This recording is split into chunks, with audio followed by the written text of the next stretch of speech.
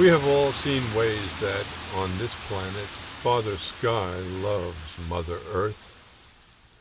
The goal of Arbor Aqua is to explore some of the ways in which Father Sky feeds Mother Earth with the precious liquids that the living world uses to build itself through the miracle of growth. We begin among the trees that flourish on the grounds of Ohio's Dawes Arboretum.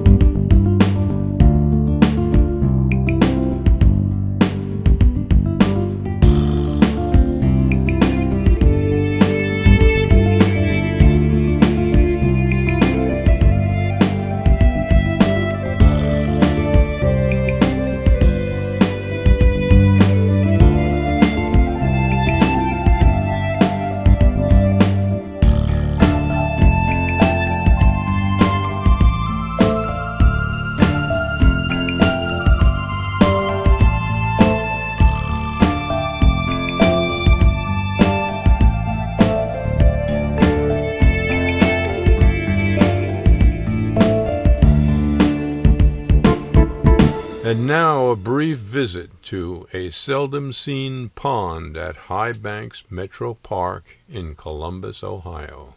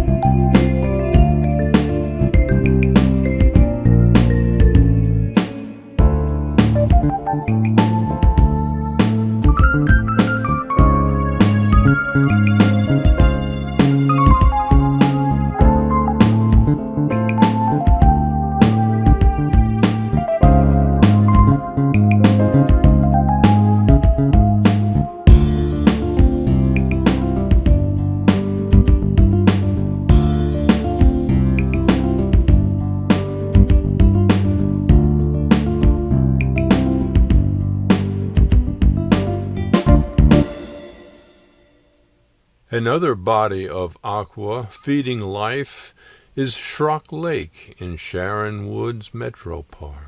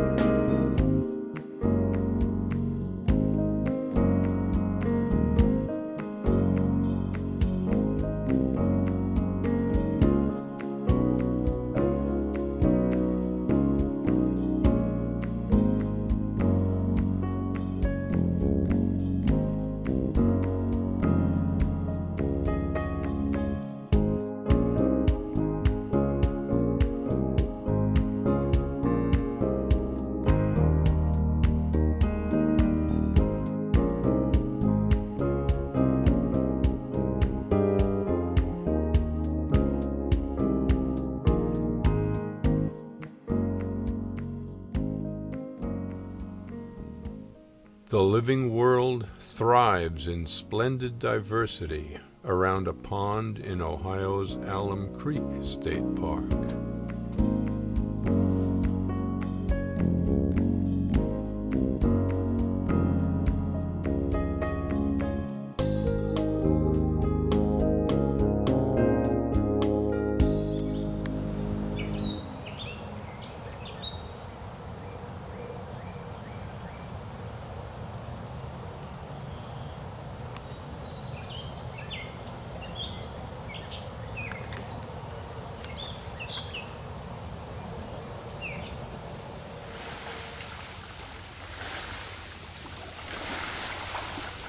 Sometimes Mother Earth can barely absorb the abundance of aqua that Father Sky rains down upon her. Where man-made reservoirs are unable to contain it, the living world drinks up the surplus to extend its growth and vitality.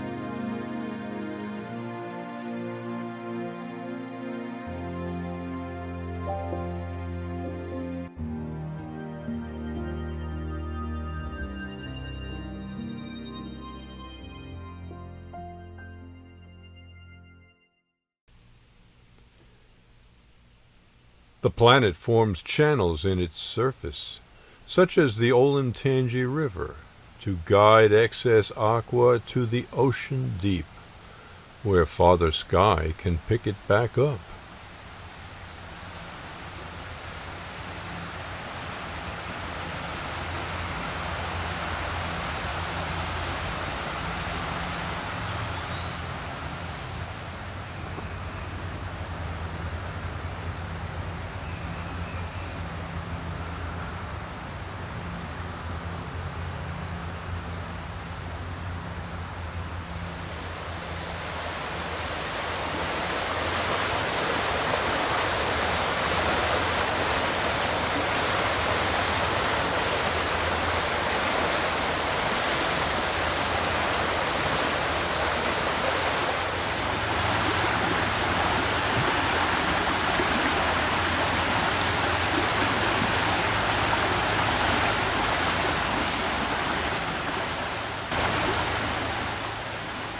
Not all living things are rooted in one place, dependent upon the liquids absorbed in the earth.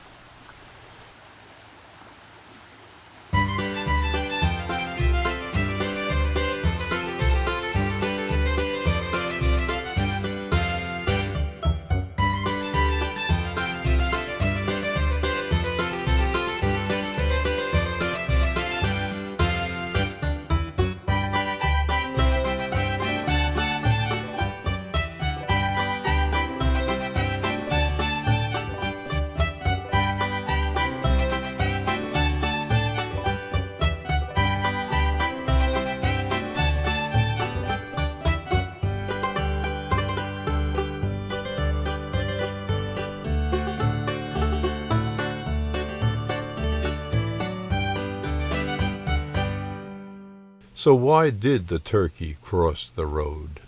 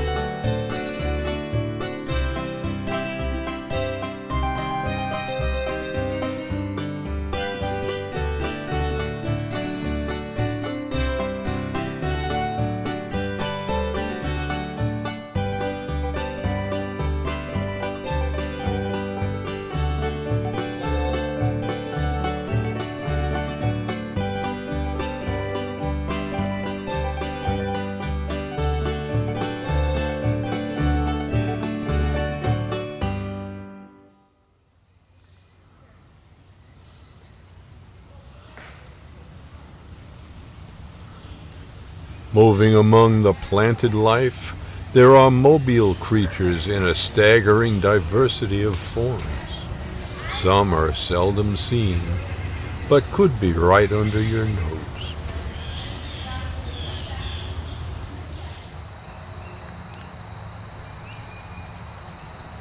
The planted creatures form the liquids of life into amazing visual shapes that emit distinctive vapors and attract the help of mobile creatures in the task of procreation.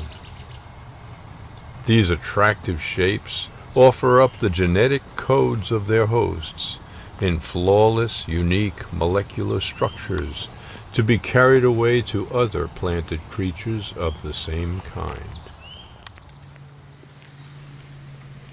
To facilitate this operation, many kinds of mobile creatures have been given the ability to be airborne in their travels.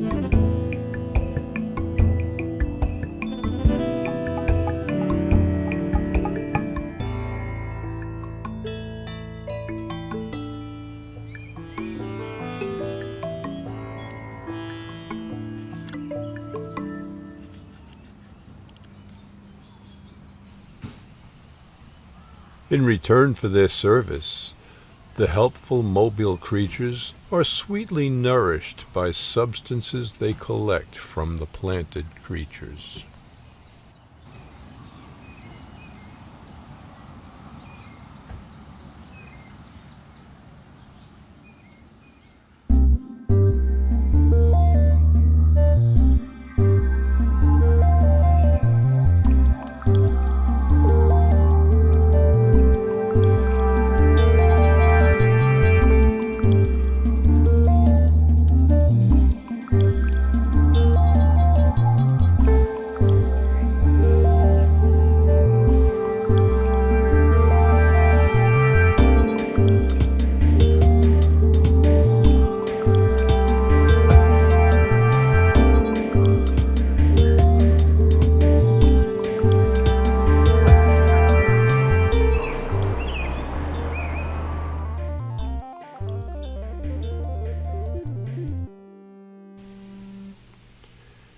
The planted creatures also congeal liquids into complex suspended sheets that catch the energy from a nearby star. These sheets also catch the aqua directly from Father Sky and drop it gently to the earth so that it doesn't wash the roots bare. When creatures lose their life, they still leave random nutrients in the earth that give rise to strange new life forms. They thrive on moisture and form themselves into whatever blend of nutrients happen to be there. Some mobile creatures tap into the substance of these life forms to formulate the venoms they need to survive.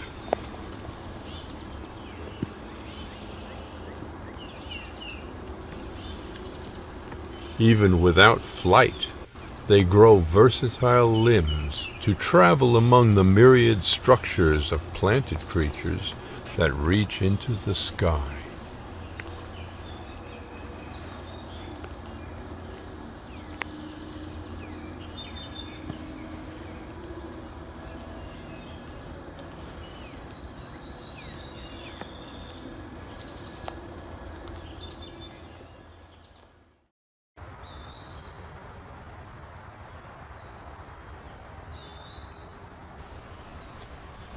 This particular kind of mobile creature carries substances that mix with aqua to create fibers strong enough to bear their weight. They somehow know how to weave those fibers into intricate structures that supply their food for survival. While these amazing dramas take place in myriad ways throughout the living world, the planted creatures continue to replicate their unique genetic codes, each according to its own needs. Any walk in the forest will immerse us in the staggering scope of this replication. Any sentient being can't help but be amazed at the stupendous quantity of living creatures populating this planet. We need to realize that the cosmos is woven with dimensions that we do not have access to. In those other dimensions, there is a force or an influence or perhaps a living entity that directs the spontaneous behavior of substances within our own dimensions.